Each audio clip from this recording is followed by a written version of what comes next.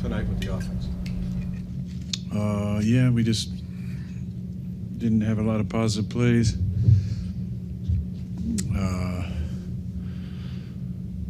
I felt good enough to be out there. Just not ready to take a snap under center yet. Hopefully next week for that. I'm disappointed in my performance, disappointed in the offensive performance. And we got to flush this one. We're 6-6, and we had a game for the division lead this week. Aaron, what lacked in the offensive performance? What caused what we saw tonight? No, I got to look at the film. But, it's just execution, obviously. But I got to look at the film. In the 3rd and 9, where you guys ran it to the right with Kenneth Gainwell, was that the called play, or was that something that you guys checked into at the line of scrimmage? That was called play.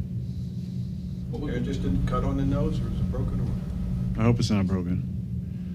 But, yeah, just had to stop the bleeding. It was bleeding all over the place.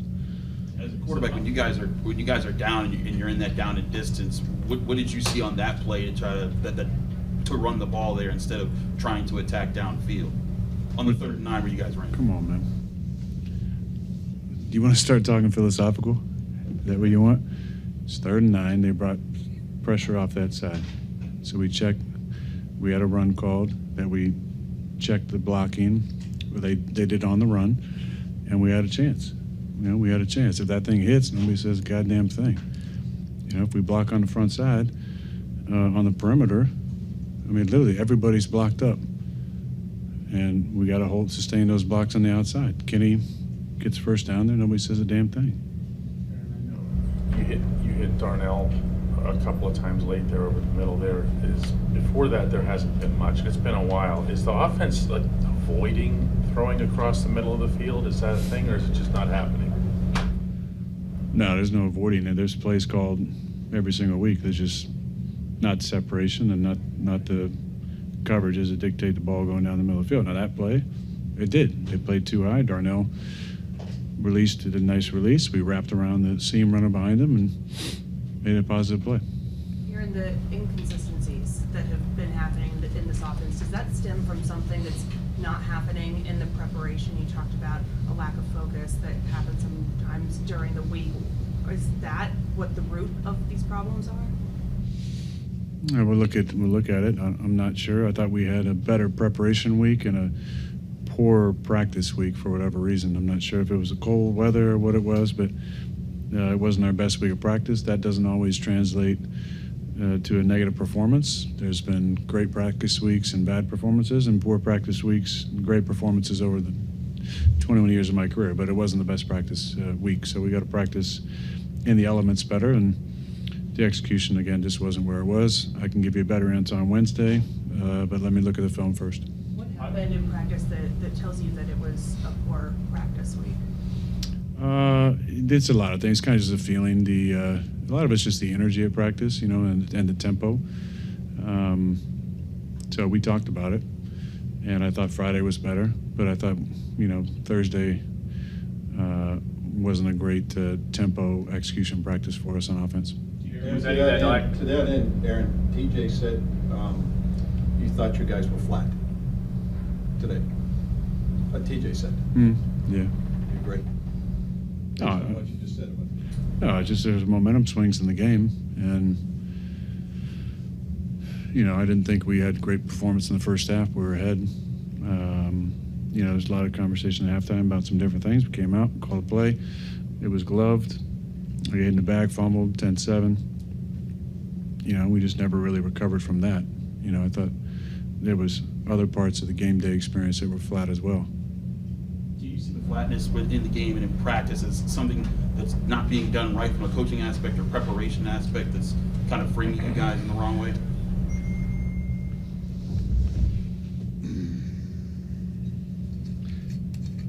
I know what you're trying to ask, and I'm not going to go down that road at all. I believe in the coaching staff. I believe in Mike Tomlin. That's why I came here.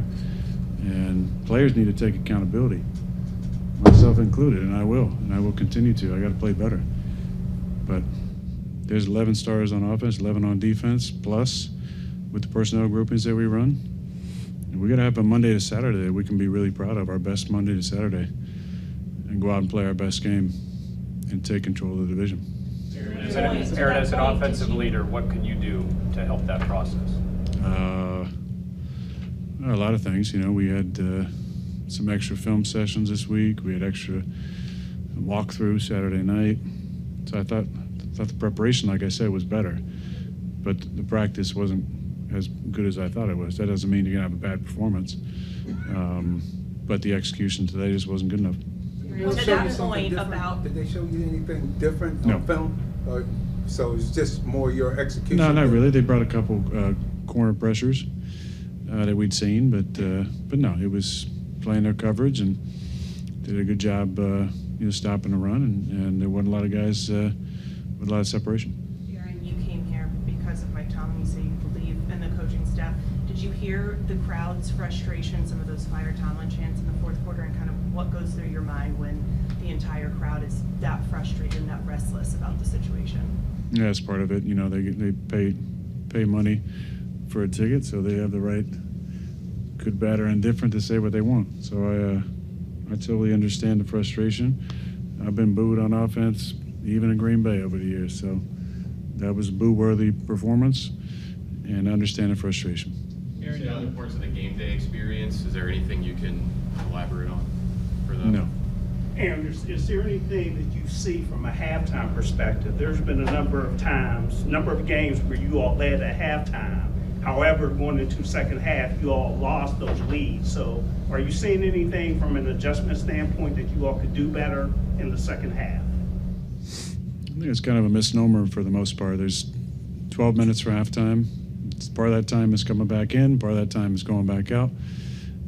There's not a whole lot that happens at halftime. There's conversations that happen between myself and the linemen, and conversation from position coaches and coordinators talk, but there's not wholesale changes that need or should be made at halftime. There's little adjustments that you talk about, things you like, openers for the second half, but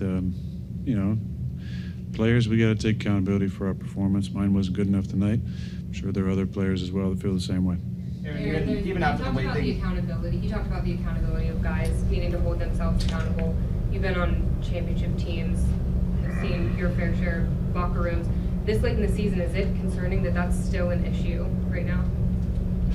Who said it was an issue? There are guys not holding themselves accountable. I never said that. But I said we need to hold ourselves accountable. Do you feel like people are holding themselves accountable right now? I do. So didn't hear TJ, but I'm assuming that TJ held himself accountable, and I'm talking about my performance from a critical standpoint. I expect the rest of the guys to do the same. Two more. After the way things have gone for this team collectively recently, you guys still are in a tight race in the AFC North. What do you think is going to be the key to maximize the opportunity down the stretch? No, we control our destiny. We got to win. We got 3 division games. 2 of them versus Baltimore next week and the last week of the season. So it's a tough place to play. I played there before during the COVID season. So we got a great fan base and be loud and rocking, and we got to bring the right mindset.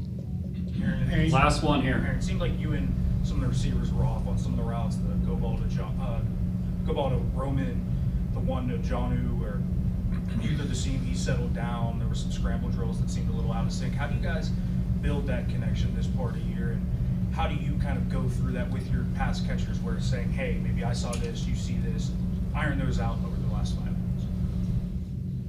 When there's film sessions, everybody shows up, and when I check to a route, you do the right route, like John and I just weren't on the same page. I checked to his in breaker and he ran out breaker. John is a true professional, so I'm sure he's sick about that. But I threw a ball I thought was going to get hit by the wind, and it was 4 yards over Roman. So that's a throw. I got to make that throw. But we have our meetings every week. We have other opportunities outside of the facility, and look forward to seeing all the boys there.